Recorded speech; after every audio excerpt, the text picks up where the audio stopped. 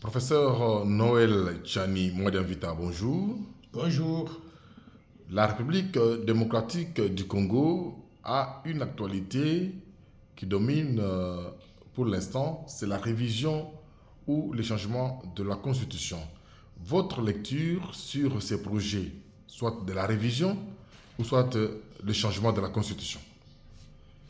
Vous savez, depuis que je suis rentré des États-Unis d'Amérique en 2016,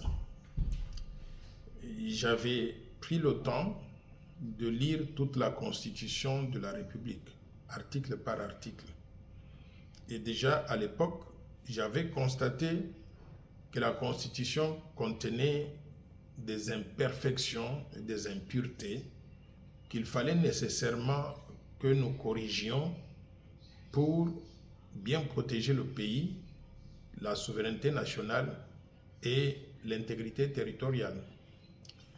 J'avais déjà découvert à l'époque que l'une des imperfections était le fait que notre pays était ouvert aux infiltrations étrangères. C'est-à-dire que n'importe qui pouvait devenir président de ce pays, même s'il n'a pas d'attache solide à la République démocratique du Congo. Et si cela arrivait, on mettait en péril la souveraineté nationale, l'intégrité territoriale, parce que ces marionnettes-là qui viennent de l'étranger, qui venaient de l'étranger, pour s'infiltrer au sommet de l'État, ils venaient avec un seul objectif: prendre avantage de nos ressources naturelles, diviser les Congolais, éventuellement balkaniser la République démocratique du Congo. J'avais à l'époque proposé la loi Tchani de père, de mère et d'épouse, qui avait pour objectif deux choses. La première chose était de redonner la nationalité congolaise à 15 millions de nos compatriotes qui sont dans la diaspora et qui, à cause de la force des choses, ils étaient obligés de prendre des nationalités étrangères, soit pour étudier dans les pays d'accueil, soit pour travailler dans ces pays-là. Pas qu'ils voulaient renoncer à la nationalité congolaise, mais ils voulaient s'insérer dans les communautés où ils étaient établis. La Constitution disait, si vous prenez ces nationalités-là, vous avez renoncé à la nationalité congolaise. Donc nous avons perdu 15 millions de nos compatriotes. J'ai dit non. 15 millions de gens, ce sont des ressources humaines de qualité que nous devons récupérer pour le développement du pays. Deuxième anomalie, j'avais constaté que pour être candidat à la présidence, on disait simplement qu'il fallait être congolais d'origine. Mais en analysant, en se posant la question, mais qui est congolais d'origine, on trouvait qu'il y avait un peu du tout. On ne parlait pas des Congolais d'origine nés de père et de mère congolais d'origine. On parlait de n'importe qui arrivé au Congo et qui, pour une raison, une autre, est considéré comme étant congolais d'origine parce qu'il s'est retrouvé au pays pendant un certain temps. J'avais proposé qu'on puisse clarifier cela dans la Constitution en disant ne peut être candidat à la présidence de la République ou occuper des postes de souveraineté que les Congolais d'origine nés de père et de mère congolais d'origine et mariés, le cas échéant, aux conjoints qui sont aussi congolais d'origine.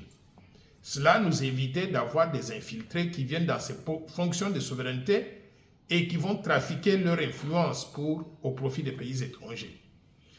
Malheureusement, je n'avais pas le pouvoir de changer la Constitution. Pendant 3 ans, j'ai dépensé beaucoup d'argent pour conscientiser les gens.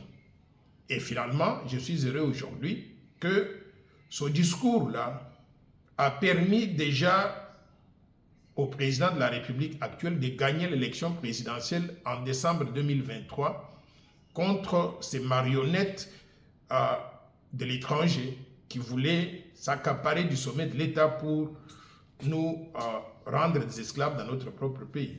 Et ce discours a envahi toute la République. Pourquoi? Parce que partout où je passe aujourd'hui, vous entendez des Congolais qui crient et qui disent de père et de mère, vous avez sauvé la République. Si vous n'aviez pas dit ce message-là à temps, on serait aujourd'hui des esclaves des étrangers. Donc, je considère que rien que pour mettre cette idée en application, pour que ça devienne une loi, parce que jusqu'à présent, on dit la loi Tchani de père et de mère, mais c'est une loi dans la mentalité des gens, ce n'est pas une loi sur papier.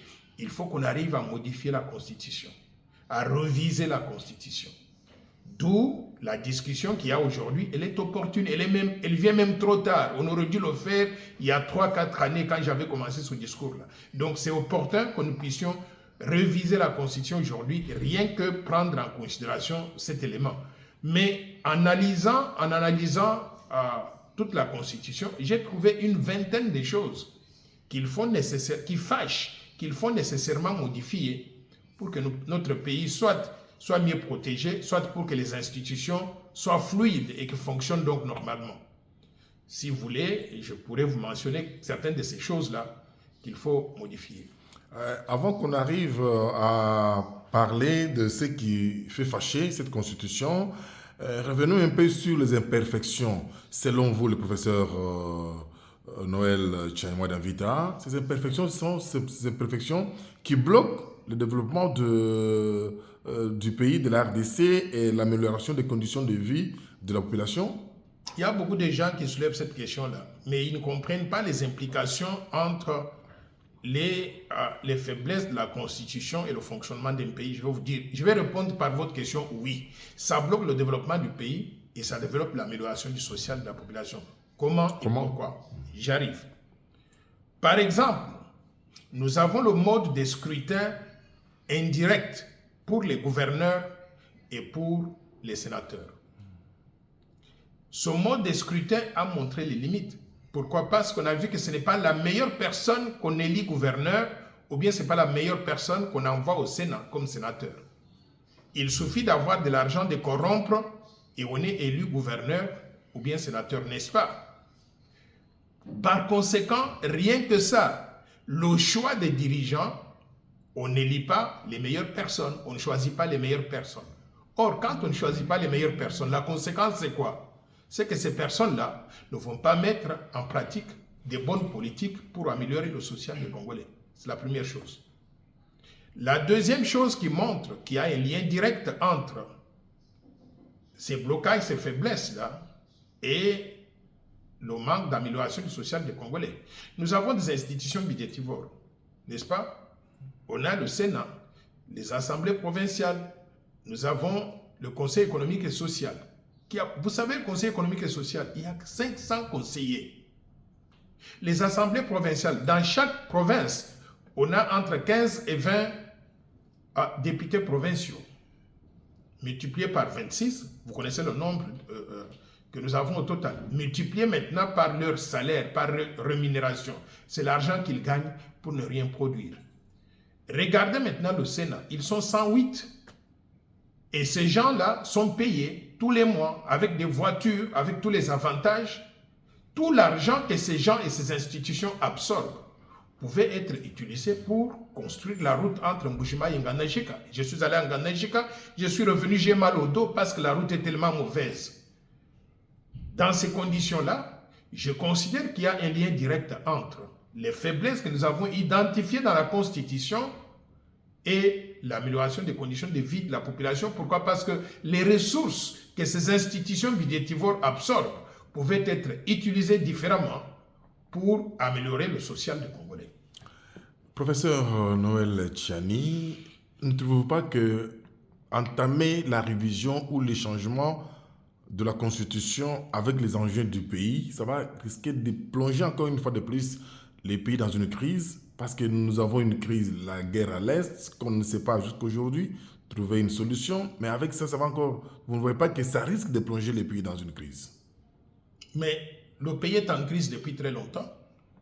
Et nous sommes en crise depuis très longtemps parce que nous avons des textes et la Constitution qui permettent donc ce genre de crise-là. D'où il faut agir, et agir vite. Et d'ailleurs, c'est un peu tard qu'on soit en train de parler de ces changements aujourd'hui qu'on aurait dû faire depuis longtemps. Je vous donne l'exemple. Quand j'ai soulevé la question de la loi Tchani des pères et des mères et d'épouses, les gens ont dit qu'il ne fallait pas que cette loi-là passe avant les élections de décembre 2023. On a vu les diplomates ici des pays occidentaux aller s'agenouiller devant le président Mbosso à l'Assemblée nationale pour lui demander, s'il vous plaît, ne faites pas passer cette loi-là. Parce qu'ils avaient leur marionnette qu'on voulait placer à la tête du pays. Les gens ont dit, si vous le faites en ce moment-là, on va créer une crise. Ils ont eu peur, les Congolais ont eu peur. Et on a laissé passer les élections. On pouvait aboutir à une catastrophe si ces marionnettes-là avaient gagné les élections. Aujourd'hui, nous pensons qu'il est légitime que nous agissions maintenant. Que l'enjeu d'élection de 2023 qui disait « Oh, on veut éliminer tel candidat ou tel autre », c'est déjà derrière nous. Il n'y a plus ces enjeux-là aujourd'hui. Aujourd'hui, nous avons un président de la République qui a été élu avec 73%. Vous savez ce que c'est 73%? Lorsque vous avez 20 candidats en lice dans la course, ça veut dire qu'il a la légitimité. Il peut initier une révision constitutionnelle. Pourquoi? Parce qu'il considère que le pays est mal géré et que les institutions ont besoin d'être renforcées pour que ça puisse fonctionner mieux. Par conséquent, n'ayons pas peur de faire ce qui est bon pour notre pays. Ce qui est bon pour notre pays, il n'y a que nous, Congolais, qui pouvons le faire. Ceux qui, les oiseaux de mauvais augure, là, qui ne voient que le mal et qui semblent pouvoir penser que le Congo ne doit rien faire et que les choses vont s'améliorer d'elles-mêmes. Et je pense qu'il faut les ignorer. Nous devons faire ce qui est bien pour notre pays pour que nous puissions aller de l'avant. Parlons sur ce qui fait fâcher dans cette constitution, le professeur. J'ai identifié plusieurs choses qui fâchent dans la constitution. Mais je vais vous mentionner quelques éléments simplement pour que vous puissiez... je pourrais mentionner simplement quelques éléments pour que vous puissiez vous en rendre compte. Un, nous avons le mode de scrutin indirect, que je vous ai dit est un canal ouvert à la corruption. Est-ce que nous voulons continuer avec un système comme ça? Tout le monde sait que ce n'est pas acceptable. Il faut qu'on modifie ça. Et je vais vous dire que le mode de scrutin, là, pour le modifier, on dit que c'est une matière verrouillée dans l'article 220. D'où il faudra qu'on puisse même nous défaire de cet article 220 qui nous bloque à pouvoir combattre la corruption dans les institutions de l'État. Deux, nous avons les institutions budgétivores que je venais de mentionner. Le Sénat, les assemblées provinciales, les conseils économiques et sociaux, qui sont toutes des institutions budgétivores. Il y en a d'autres. Hein. Je viens de mentionner quelques-unes simplement. Nous devons nous défaire de ces institutions-là. Et pour le faire, il faut une révision constitutionnelle. Nous avons aujourd'hui une démocratie qui n'en est pas une. Nous avons plus de 1000 partis politiques, s'il vous plaît. 1000 partis politiques. Je considère que 1000 partis politiques, ça ne permet pas aux Congolais de choisir quel est le meilleur parti avec la meilleure vision de développement pour qu'on puisse élire les gens en fonction de cela. Nous proposons de réduire le nombre de partis de 1000 à pas plus de 4 partis politiques. Pas plus de 4. Je donne un exemple qui justifie ça.